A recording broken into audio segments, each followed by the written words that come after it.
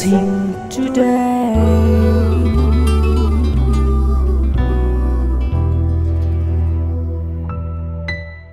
Welcome to blessing today.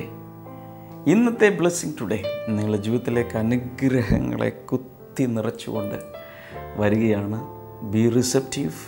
കർത്താവ് ഇന്ന് വൻ കാര്യങ്ങൾ ഓരോ വ്യൂവർക്ക് വേണ്ടിയും ചെയ്യുമെന്ന് ഞാൻ വിശ്വസിക്കുന്നു. നമുക്ക് ഒരുമിച്ച് ചേർന്ന് ഇന്നത്തെ സ്പോൺസേഴ്സിന് വേണ്ടി ആദ്യമേ തന്നെ പ്രാർത്ഥിക്കാം. ഞാൻ അവരുടെ പ്രാർത്ഥനാ വിഷയങ്ങൾ ഈ സമയത്ത് നിങ്ങളോട് പറയാം.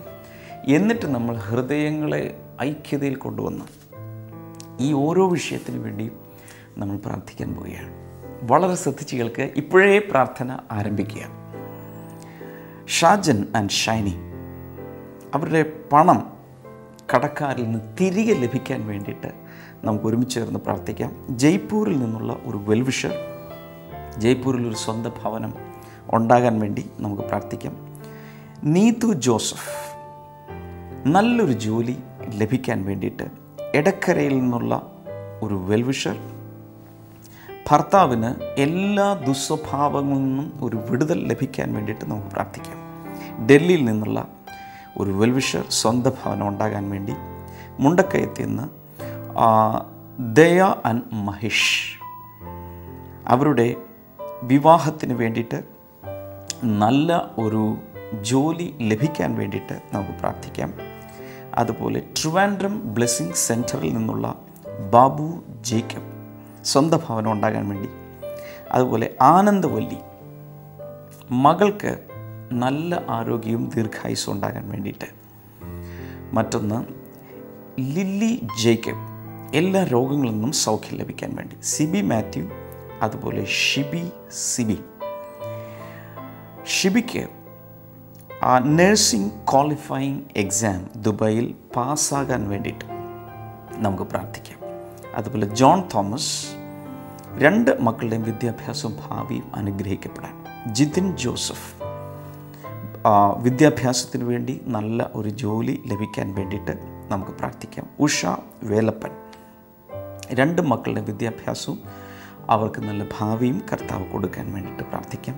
KA എബ്രഹാം മകന് നല്ലൊരു ജോലി ലഭിക്കാൻ. ഒരാൾ കൂടിയുണ്ട്, അൻസ സാജു കുടുംബജീവിതത്തിൻ്റെ മേൽ അനുഗ്രഹങ്ങൾ, കുടുംബത്തിൻ്റെ മേൽ അനുഗ്രഹങ്ങൾ വരാനും നല്ല ഒരു ജോലി കിട്ടാനും. ഞാൻ ഓരോ പ്രാർത്ഥന വിഷയങ്ങളെ ഇവിടെ വായിച്ചുള്ളൂ. പക്ഷേ പ്രാർത്ഥനാ വിഷയങ്ങൾ മറ്റുള്ളതെല്ലാം കളക്ട് ചെയ്ത് ടേബിളിലുണ്ട്. 2 കൈകളും ഈ പ്രാർത്ഥന വിഷയങ്ങളിലേക്ക് നീട്ടിപ്പിടിച്ചുകൊണ്ട് ആത്മാർത്ഥമായി പ്രാർത്ഥനയ്ക്ക് മറുപടി നൽകുന്ന ദൈവത്തോട് നമുക്ക് പ്രാർത്ഥിക്കാം. നല്ല കർത്താവേ, യേശു കർത്താവിൻ്റെ ശുശ്രൂഷയിൽ പങ്കാളികളായി പാർട്ട്നേഴ്സായി മാറിയ ഈ ഓരോ വ്യക്തിയെയും കുടുംബത്തെയും അവരുടെ എല്ലാ പ്രാർത്ഥനാ വിഷയങ്ങളെയും യേശു കർത്താവിൻ്റെ കൈകളിലേക്ക് ഞങ്ങളിപ്പോൾ സമർപ്പിക്കുകയാണ്. കർത്താവെ, ശതാധിപൻ ഒരിക്കൽ പറഞ്ഞതുപോലെ നീ ഒരു വാക്ക് കൽപ്പിച്ചാൽ മതി, എൻ്റെ ബാല്യക്കാരന് സൗഖ്യമുണ്ടാകും. അങ്ങ് ഒരു വാക്കിന്ന് ഈ ഓരോ വ്യക്തികൾക്കും വേണ്ടി കൽപ്പിക്കണമേ എന്ന് പ്രാർത്ഥിക്കുന്നു. In the name of Jesus, I release miracles, healings, financial breakthroughs and every other blessing into every family and every prayer request of Father. കർത്താവ് അത്ഭുതകരമായി ഇവർക്ക് വേണ്ടി പ്രവർത്തിക്കണമേ എന്ന് ഞാൻ അങ്ങയോട് പ്രാർത്ഥിക്കുന്നു. ഈ ഓരോ പ്രാർത്ഥന വിഷയവും കർത്താവിന് സ്തോത്രങ്ങളായി പരിണമിക്കട്ടെ എന്ന് പ്രാർത്ഥിക്കുന്നു. Thank you Jesus, thank you Jesus. അത്ഭുതങ്ങൾ ഇപ്പോൾ തന്നെ ആരംഭിച്ചതിനാൽ നന്ദി. യേശുവിൻ്റെ നാമത്തിൽ തന്നെ ആമേൻ. Expect miracles, healings and breakthroughs. ആത്മാർത്ഥമായി അഭിഷേകത്തിൻ്റെ നിറവിൽ ഞാൻ പ്രാർത്ഥിച്ചിട്ടുണ്ട്. ഈ നിമിഷം മുതൽ പ്രതീക്ഷിക്കുക, കർത്താവ് വൻ കാര്യങ്ങൾ ചെയ്യാൻ പോവുകയാണ്. And thank you so much sponsors for sponsoring today's episode. Blessing festival Kottayam ഫെബ്രുവരി 20 വെള്ളി. സമയം രാവിലെ 10 മുതൽ 1 മണി വരെ. Mammen Mappillai hall, KK road, Kottayam. Blessing festival Kilimanoor ഫെബ്രുവരി 21 ശനി. സമയം രാവിലെ 10 മുതൽ 1 മണി വരെ. ടൗൺ ഹാൾ, KSRTC ബസ് സ്റ്റാൻഡിന് സമീപം, കിളിമാനൂർ, തിരുവനന്തപുരം. വിശുദ്ധനാട് സന്ദർശനം ബ്ലെസ്സിംഗ് ടുഡേ ടീമിനോടൊപ്പം വിശുദ്ധ നാടുകൾ സന്ദർശിക്കുവാൻ ഒരവസരം. ഈജിപ്ത്, ഇസ്രായേൽ, പാലസ്തീൻ, ജോർദാൻ എന്നീ 4 രാജ്യങ്ങളിലൂടെ ബൈബിൾ പഠനയാത്ര. ഓരോ സ്ഥലങ്ങളിലും വെച്ചുള്ള ബൈബിൾ ക്ലാസ്, സംഗീതാരാധന, ബ്രദർ ഡാമിയന്റെ പ്രത്യേക ബൈബിൾ ക്ലാസും വ്യക്തിപരമായി കൂടിക്കാഴ്ചയ്ക്കുള്ള അവസരവും. നിങ്ങളുടെ സീറ്റുകൾ നേരത്തെ ബുക്ക് ചെയ്യുക. വിളിക്കുക 0484 422 111.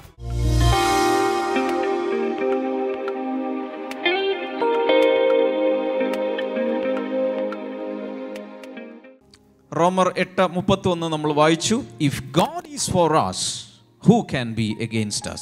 If God is for us, who can be against us? അതിൻ്റെ മലയാളത്തിൽ പറഞ്ഞിരിക്കുന്നത്, ദൈവം നമുക്ക് അനുകൂലമെങ്കിൽ പ്രതികൂലം ആർ? യേശുവിനെ സ്വീകരിച്ച് അവൻ്റെ രക്തത്തിൽ വിശ്വസിച്ച് കഴിഞ്ഞ ഒരാളുടെ പാപം മാറിയെങ്കിൽ ഇനി ദൈവം ആ വ്യക്തിയുടെ സൈഡിലുണ്ട്. എത്ര പേർക്ക് മനസ്സിലായി ഞാൻ പറഞ്ഞത്? ഇനി ദൈവം ഓപ്പോസിറ്റ് പാർട്ടിയിലല്ല, നമ്മുടെ പാർട്ടിയിലാണ്. ഹല്ലേലൂയ. ദൈവം നമ്മോട് കൂടെയാണ്. എല്ലാവരും പറഞ്ഞ, ദൈവം എന്നോട് കൂടെ ഉണ്ട്. അതൊന്ന് 3 പ്രാവശ്യം ഉറക്കെ പറഞ്ഞ, ദൈവം ഇങ്ങനെ പിടിച്ച് പറഞ്ഞ, ദൈവം എന്നോട് കൂടെ ഉണ്ട്. ഉള്ളിൽ വിശ്വസിച്ച് ധൈര്യത്തോടെന്ന് പറഞ്ഞ, ദൈവം എന്നോട് കൂടെ ഉണ്ട്.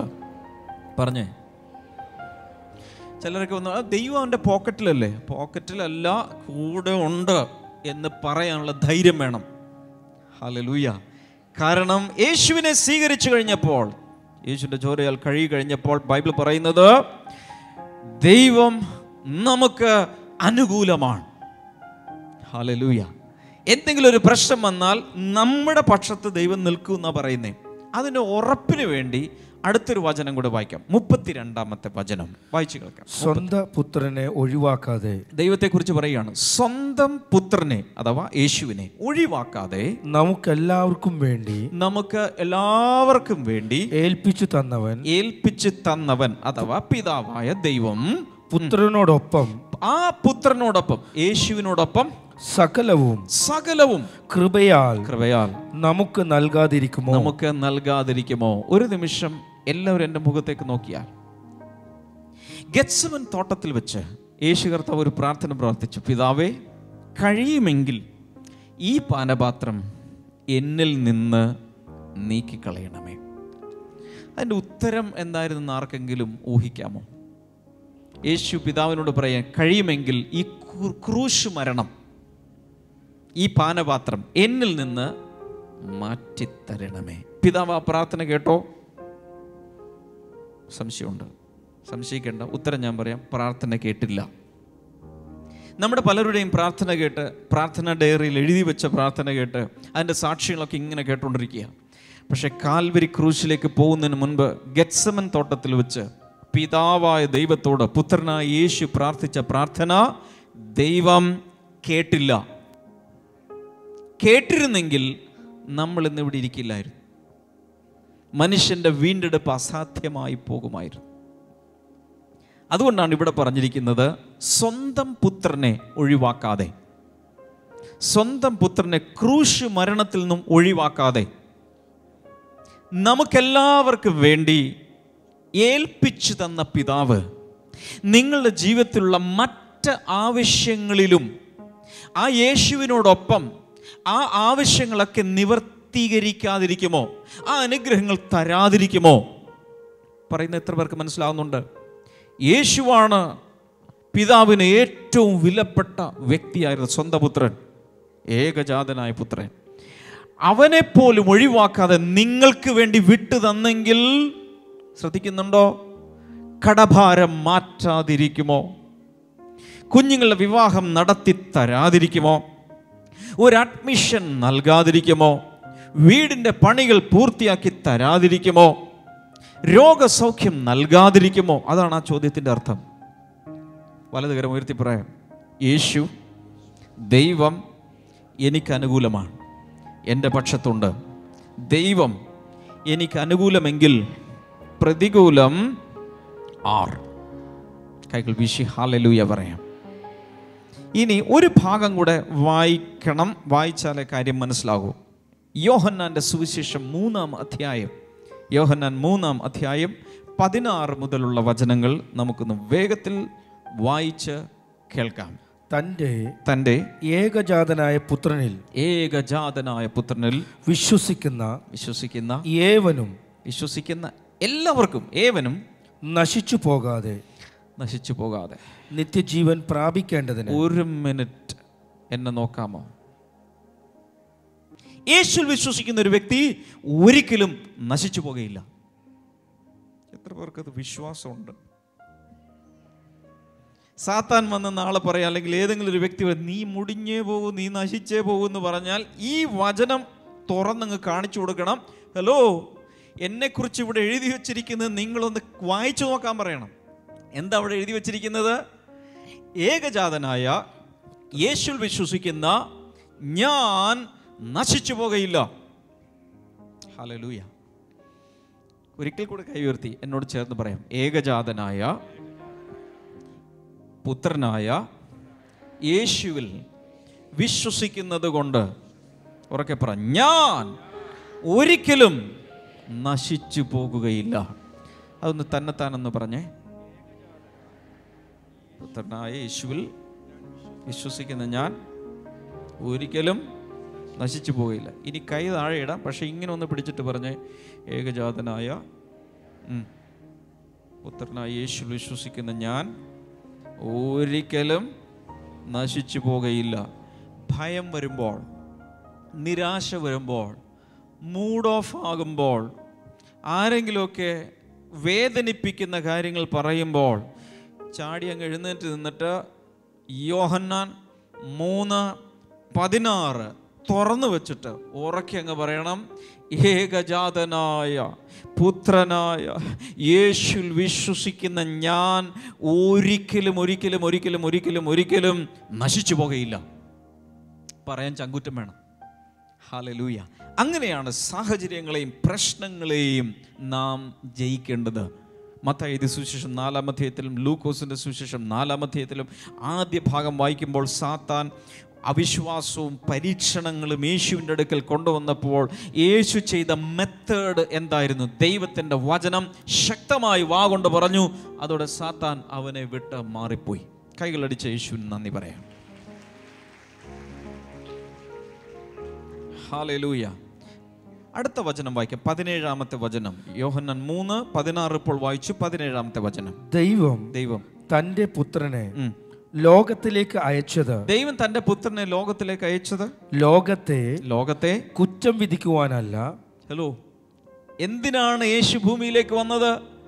ഈ ഭൂമിയിലുള്ളവരെ, മനുഷ്യരെ കുറ്റം വിധിക്കാൻ വേണ്ടിയല്ല, പിന്നെ അവനിലൂടെ ലോകത്തെ രക്ഷിക്കുവാനാണ്. ഹല്ലേലൂയ. എന്തിനാ യേശു വന്നത്? ലോകത്തെ രക്ഷിക്കുവാൻ, നിന്നെ രക്ഷിക്കുവാൻ, എന്നെ രക്ഷിക്കുവാൻ യേശു ഈ ഭൂമിയിലേക്ക് വന്നു. അടുത്ത വചനം, അവനിൽ വിശ്വസിക്കുന്ന ആർക്കും, യേശുവിൽ വിശ്വസിക്കുന്ന ആർക്കും ശിക്ഷാവിധിയില്ല. Oh my God. ശ്രദ്ധിച്ചോന്ന് എനിക്കറിയില്ല. എന്താണ് ഇവിടെ വായിച്ചത്? യേശുവിൽ വിശ്വസിക്കുന്ന ആരും നശിച്ചു പോകില്ല എന്ന് നേരത്തെ പറഞ്ഞു. ഇപ്പോൾ ഇവിടെ എന്താ പറയുന്നത്? ശിക്ഷാവിധി ഇല്ല. അങ്ങനെ തന്നെയല്ലേ? ഒന്നുകൂടി വായിച്ച ഭാഗം.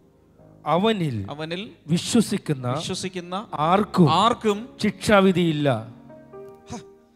ശ്രദ്ധിച്ചു എല്ലാവരും? ചിലരൊക്കെ ഇപ്പോഴും പേടിച്ചുകൊണ്ടിരിക്കുക, ഇനി ഞാൻ മരിക്കും, മരിച്ച ശേഷം ഞാൻ ഇനി ദൈവസിംഹാസനത്തിൻ്റെ മുമ്പിൽ ഇങ്ങനെ നിൽക്കുമ്പോൾ എൻ്റെ എല്ലാ കുറ്റങ്ങളും, ഞാൻ നുണ പറഞ്ഞത്, മോഷ്ടിച്ചത്, വേറൊരാൾക്ക് പാര വെച്ചത്, ഇതെല്ലാം കർത്താവ് അവിടെ എഴുതി വെച്ചിട്ടുണ്ട്. ഇതിനെല്ലാത്തിനും എനിക്കിപ്പോൾ കിട്ടും എന്നാ പലരും വിചാരിക്കണേ. ഒന്നും കിട്ടാൻ പോകുന്നില്ല. യേശു വിശ്വസിച്ചപ്പോൾ, യേശുവിൻ്റെ രക്തത്താൽ കഴിയപ്പോൾ എല്ലാം ക്ലീനായി. ഇനി കർത്താവ് അതിൻ്റെ കണക്ക് സൂക്ഷിക്കുന്നില്ല. അത് മുഴുവൻ ക്ലീനായി അതിനെ മായിച്ച് കർത്താവ് കളഞ്ഞിരിക്കുകയാണ്. നിങ്ങളുടെ കയ്യിലുള്ള ബൈബിളിൽ ഇത് എഴുതിയിട്ടുണ്ടോ എന്ന് എനിക്കറിയില്ല. എഴുതിയിട്ടുണ്ടെങ്കിൽ അത് വിശ്വസിക്കണം. അവിടെ എന്താ എഴുതി വെച്ചിരിക്കുന്നത്? യേശുവിൽ ഇന്ന് വിശ്വസിക്കുന്ന ഒരാൾക്ക് ശിക്ഷാവിധിയില്ല, ന്യായവിധിയുണ്ട്. ന്യായവിധി എന്ന് പറഞ്ഞാൽ ന്യായത്തോടെ വിധിക്കുന്നതാണ്. ശിക്ഷാവിധിയില്ല എന്ന് വെച്ചാൽ ഇപ്പോൾ യേശുവിൽ വിശ്വസിച്ച്, വചനത്തിൽ വിശ്വസിച്ച്, യേശുവിൻ്റെ ചോരയാൽ കഴുകി ജീവിക്കുന്ന ഒരാൾക്കും ഇനി ഒരു ശിക്ഷാവിധിയില്ല. ശിക്ഷയ്ക്ക് വേണ്ടി വിധിക്കില്ല. നരകത്തിൽ പോയി കിടക്കണ്ട, പാതാളത്തിൽ പോയി കിടക്കണ്ട, അടി കൊള്ളണ്ട, സാത്താൻ വന്ന് നിന്നെ കുത്തില്ല, കുന്തം കൊണ്ട് കുത്തില്ല, ഇതൊന്നും ഇനി നിനക്ക് ഇല്ല. ഇതാണ് ബൈബിൾ ഞാൻ വായിച്ചപ്പോൾ മനസ്സിലായത്. നിങ്ങൾക്ക് എന്ത് മനസ്സിലായി? ഇതും ഇങ്ങനെയാണ് മനസ്സിലായതെങ്കിൽ ഒരു ഹല്ലേലൂയ പറയാമോ? ഹല്ലേലൂയ. അതുകൊണ്ട് ഇനി പേക്കിനാവൊന്നും കാണണ്ട, രാത്രി പേടിക്കണ്ട, സാത്താൻ വന്ന് ഇങ്ങനെ കുത്താൻ വരുന്നതൊന്നും കാണേണ്ട ആവശ്യമില്ല. ഇപ്പോൾ യേശു കർത്താവിൽ വിശ്വസിച്ചിരിക്കുന്ന ആർക്കും ഇനി ശിക്ഷാവിധി ഇല്ല. അടുത്ത ഭാഗം വായിക്കാം, അതിൻ്റെ താഴെ. എന്നാൽ വിശ്വസിക്കാത്തവർക്കോ, ഇനിയാണ് ശ്രദ്ധിക്കേണ്ടത്, വിശ്വസിക്കാത്തവർക്ക് വായിച്ചു, ദൈവത്തിന്റെ ഏകജാതനായ പുത്രന്റെ നാമത്തിൽ വിശ്വസിക്കായികയാൽ ശിക്ഷാവിധി വന്നു കഴിഞ്ഞു. ശിക്ഷാവിധി ഇനി വരാനില്ല, ആ ശിക്ഷാവിധിയിലെ കിടപ്പ്. മനസ്സിലാവുന്നുണ്ടോ? അടുത്ത വചനം കൂടെ വായിക്കാം. ശിക്ഷാവിധി എന്നതോ, എന്താണ് ഈ ശിക്ഷാവിധി? വായിക്കാം. വെളിച്ചം ലോകത്തിലേക്ക് വന്നിട്ടും യേശു ഈ ഭൂമിയിലേക്ക് വന്നിട്ടും മനുഷ്യരുടെ പ്രവൃത്തി ദോഷമുള്ളതാകയാൽ അവർ വെളിച്ചത്തിന് പകരം ഇരുളിനെ സ്നേഹിച്ചത് തന്നെ. ചുരുക്കി പറഞ്ഞാൽ ഇത്രയേ ഉള്ളൂ. യേശു ഭൂമിയിലേക്ക് വന്ന് കാൽവരി ക്രൂശിൽ മരിച്ച് നമുക്കുള്ള രക്ഷയൊക്കെ ഫ്രീ ആയിട്ട് തന്നിട്ടും വേണ്ടാന്ന് പറഞ്ഞുകൊണ്ട് ആരെങ്കിലും നടക്കുന്നുണ്ടെങ്കിൽ ആ വ്യക്തി ഇപ്പോഴേ ശിക്ഷാവിധിയിലാണ്. പക്ഷേ ഈ ഇരിക്കുന്ന കൂട്ടം, നിങ്ങൾ യേശുവിൽ വിശ്വസിച്ച് പാപങ്ങൾ ഏറ്റുപറഞ്ഞ് യേശുവിൻ്റെ രക്തത്താൽ കഴുകിയാണ് ജീവിക്കുന്നതെങ്കിൽ ഇനി ഒരു ശിക്ഷാവിധിയും ജീവിതത്തിൽ ആയുസ്സിൽ ഉണ്ടാകാൻ പോകുന്നില്ല. You are free from all condemnation. ഒന്ന്, പാപം നമ്മളെ ദൈവത്തിൽ നിന്നും അകറ്റുന്നു. രണ്ട്, അറിവില്ലായ്മ. ഈ അറിവില്ലെങ്കിൽ നമ്മളിങ്ങനെ ആയുഷ്കാലം മുഴുവൻ ഇനി എന്നാണ് ഞാൻ മരിക്കുന്നതെന്നറിയില്ല, മരിച്ച ശേഷം ഇനി എനിക്ക് എന്ത് പറ്റും, ഞാൻ ചെയ്ത എല്ലാറ്റിനും ഒരു ശിക്ഷ കിട്ടും എന്നൊക്കെ വിചാരിച്ചിരിക്കും. അങ്ങനെയല്ല ബൈബിളിൽ പറയുന്നത്. വിശ്വസിക്കാത്തവർക്ക് ശിക്ഷാവിധിയുണ്ട്, വിശ്വസിക്കുന്ന നമുക്ക് ഇനി ശിക്ഷാവിധി ഇല്ല. അതിനേക്കാൾ പ്രധാനപ്പെട്ടൊരു കാര്യം കൂടി പറയാൻ പോവുകയാണ്. അപ്പോസ്തല പ്രവൃത്തികൾ 17-ാം അധ്യായം 31-ാമത്തെ വചനം.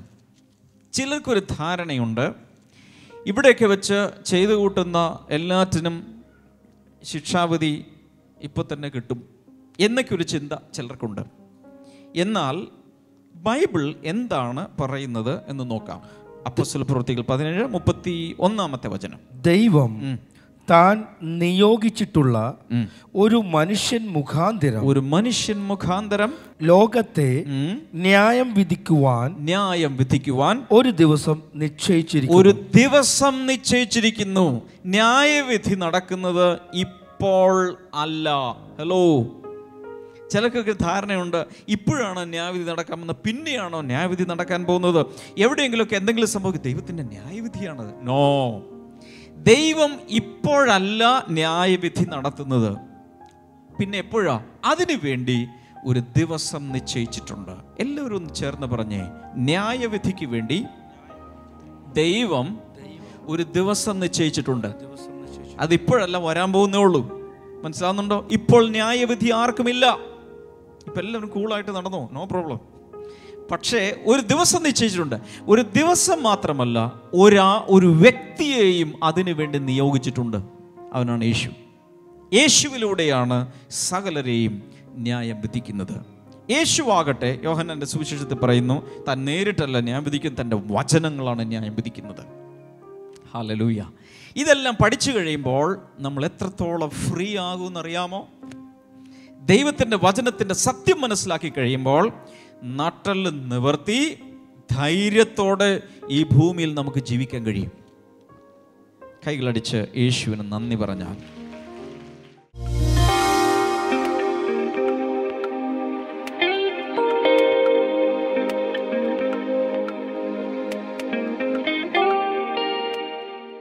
അരികിൽ നിൽക്കുന്ന സിസ്റ്ററിന്റെ പേര് ദീപ ജസ്റ്റിൻ. ഇവർ കുടുംബത്തിൽ 3 മക്കളാണ്. 3 പേരുടെയും ജീവിതത്തിൽ യേശു കർത്താവ് പ്രവർത്തിച്ചിട്ടുണ്ട്. തൻ്റെ സഹോദരൻ നമ്മുടെ കോതമംഗലം ബ്ലെസ്സിംഗ് ഫെസ്റ്റിവൽ, കഴിഞ്ഞ കോതമംഗലം ബ്ലെസ്സിംഗ് ഫെസ്റ്റിവൽ നടന്നത് ഒക്ടോബർ മാസമാണ്. ആ സമയത്ത് തൻ്റെ സഹോദരനായ എൽദോസ്, തൻ്റെ ചേട്ടനാണ്, ഓട്ടോറിക്ഷ ഡ്രൈവറാണ്. അങ്ങനെ ഓട്ടോറിക്ഷ സ്റ്റാൻഡിൽ നിൽക്കുമ്പോൾ ഇന്ന് കോതമംഗലം ബ്ലെസ്സിംഗ് ഫെസ്റ്റിവൽ നടക്കുകയാണെന്ന് ഓട്ടോ ഡ്രൈവർമാർ തമ്മിൽ പറയുന്നത് കേട്ടിട്ട് താൻ നേരെ വീട്ടിൽ ചെന്നു.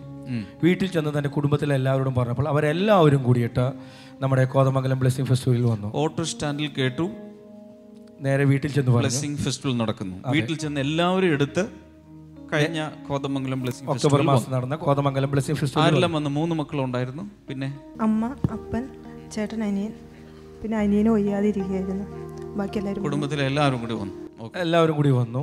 ഈ സിസ്റ്റർ പറഞ്ഞത് ഇങ്ങനെയാണ്, തൻ്റെ സഹോദരൻ അമിത മദ്യപാനത്തിന് അടിമയായിരുന്നു. ഈ ഓട്ടോ ഡ്രൈവറുടെ കാര്യമാണോ? അതെ അതെ, അമിത മദ്യപാനത്തിന് മദ്യപാനിയായിരുന്ന ആളാണ് ഇവരൊക്കെ കൊണ്ടുവന്നത്. അങ്ങനെ അന്ന് ഇവരെല്ലാവരും ഒരുമിച്ചിരുന്ന് ആരാധനയിൽ പങ്കുകൊള്ളുമ്പോൾ പ്രാർത്ഥനയുടെ സമയത്ത് രോഗികൾക്ക് വേണ്ടി ബ്രദർ പ്രാർത്ഥിക്കുന്ന സമയത്ത് ഇപ്രകാരം പറഞ്ഞു, എൽദോസ് എന്ന് പറയുന്ന വ്യക്തിയുടെ മദ്യപാനത്തിൻ്റെ സ്വഭാവം അത് യേശു കർത്താവ് എടുത്തു മാറ്റുന്നു എന്ന് പരിശുദ്ധാത്മ നിറവിൽ ബ്രദർ വിളിച്ചു പറഞ്ഞു. എൽദോസ് എന്ന് പേരുള്ളൊരു സഹോദരൻ മദ്യപാനത്തിൽ നിന്ന് പുറത്തു വരികയാണ്. യേശുവിന്റെ നാമത്തിൽ ആ വ്യക്തിയെ ഒത്തിരി ട്രീറ്റ്മെന്റുകൾ നടത്തി. എന്നാൽ ഇന്ന് യേശു ആ വ്യക്തിയെ തൊടുന്നു. In Jesus name, in Jesus name. ഒന്ന് ചിന്തിച്ചു നോക്കാമോ? ഓട്ടോ സ്റ്റാൻഡിൽ കേട്ടിട്ട് എല്ലാവരെയും കൊണ്ട് ഇതുപോലെ വന്നിരിക്കുകയാണ്. ആ സമയത്താണ് പരിശുദ്ധാത്മ നിറവിൽ ആ പേര് വിളിക്കപ്പെടുന്നതും ആ പ്രശ്നം മദ്യപാനത്തെ കർത്താവ് മാറ്റുന്നു എന്നുള്ളത് കേൾക്കുന്നത്. വണ്ടർഫുൾ. അപ്പം ഞാൻ ചോദിച്ചു, ഇങ്ങനെ അമിതമായ മദ്യപാനത്തിന് അടിമയാണെങ്കിൽ ഇദ്ദേഹം ആകെ ഒരു വല്ലാത്ത പ്രശ്നക്കാരനായിരിക്കുമല്ലോ ചോദിച്ചു. അപ്പോൾ പറഞ്ഞത് ഇങ്ങനെയാണ്, ഒരു ഫുൾ കുപ്പി മദ്യം താൻ അകത്താക്കുമായിരുന്നു. അത് മാത്രമല്ല, വീട്ടിൽ ചെല്ലുമ്പോൾ തന്നെ ഫുൾ കുപ്പിയുമായിട്ട് ചെല്ലുന്നത്, അത് മുഴുവൻ കുടിച്ച് വീട്ടുകാരുമായിട്ടെല്ലാം പ്രശ്നമെല്ലാം ഉണ്ടാക്കും. അവിടെയുള്ള സാധനങ്ങൾ അടിച്ചുടക്കുന്ന ഒരു സ്വഭാവം കൂടി ഉണ്ടായിരുന്നു. പക്ഷേ അങ്ങനെയുള്ളൊരു വ്യക്തിയിലൂടെയാണ് പരിശുദ്ധാത്മാവ് മുഴു കുടുംബത്തെയും അങ്ങോട്ട് കൊണ്ടുപോയത്. ആ വ്യക്തിയെ തന്നെ ആദ്യം കർത്താവ് വിടുവിച്ചു. അന്നത്തെ ദിവസം വൈകിട്ട് തന്നെ തന്നെ മദ്യപാന സ്വഭാവം പൂർണ്ണമായി മാറി എന്നാണ് ദിവസം. അതേ ദിവസം തന്നെ ഒക്ടോബർ മുതൽ അന്ന് ബ്രദർ വിളിച്ചു പറഞ്ഞ അതേ ദിവസം കോതമംഗലം ബ്ലെസ്സിംഗ് ഫെസ്റ്റിവലിലാണ്. ശരിയാണോ മോളെ? അതിനുശേഷം കുടിച്ചിട്ടില്ല. അതിനുശേഷം ഇതുവരെ കുടിച്ചിട്ടില്ല. നിങ്ങൾ കേട്ടായിരുന്നോ? ഇതുപോലൊരു മീറ്റിങ്ങിൽ വന്നതാണ്. ഈ ആളെ ഇതുവരെ കണ്ടിട്ടില്ല, ഇപ്പോഴും ഞാൻ കണ്ടിട്ടില്ല. പക്ഷേ ഇവളുടെ ആങ്ങളയെ ആ ദിവസം കർത്താവ് മദ്യപാനത്തിൽ നിന്ന് വിടുവിച്ചു. ബ്രദർ ഡാമിയൻ ദുബായ് ബ്ലെസ്സിംഗ് സെന്ററിൽ ശുശ്രൂഷിക്കുന്നു. ഫെബ്രുവരി 20 വൈകിട്ട് 5 മുതൽ 7 മണി വരെ. ഏവർക്കും സ്വാഗതം.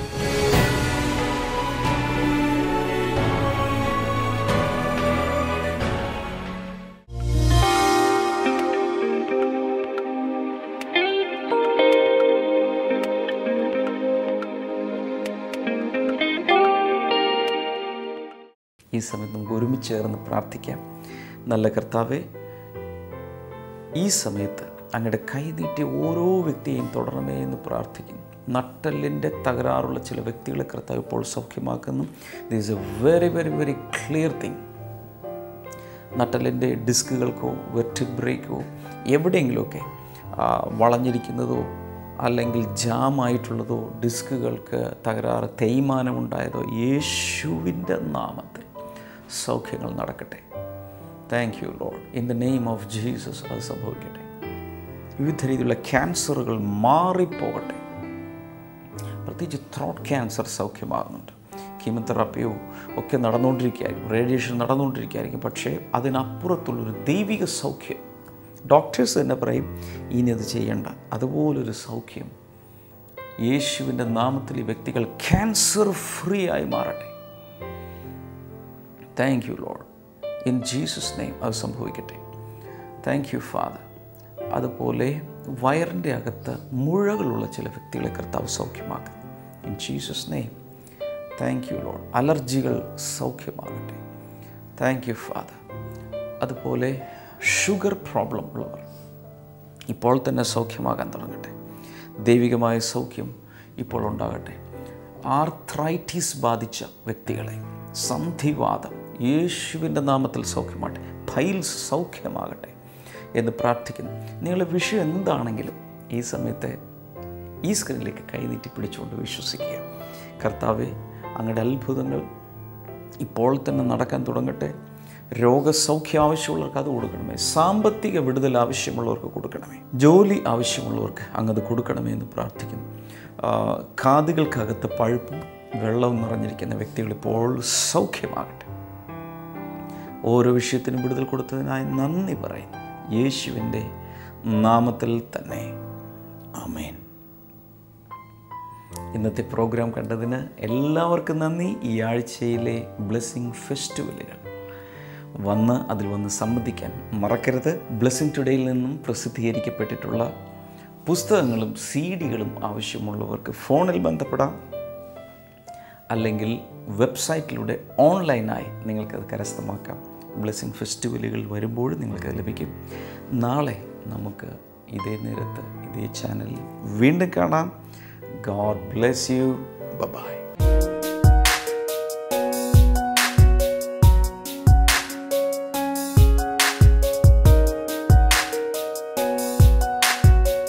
Welcome back to Bible in you. ഇന്നത്തെ ചോദ്യം ഇതാണ്: ഏത് സഭയെക്കുറിച്ചാണ് പൗലോസ് പ്രസവ വേദനപ്പെട്ടത്? About which church Paul labored? Option A Philadelphia, B Ephesus, C Thuatira, D Galatia സഭ.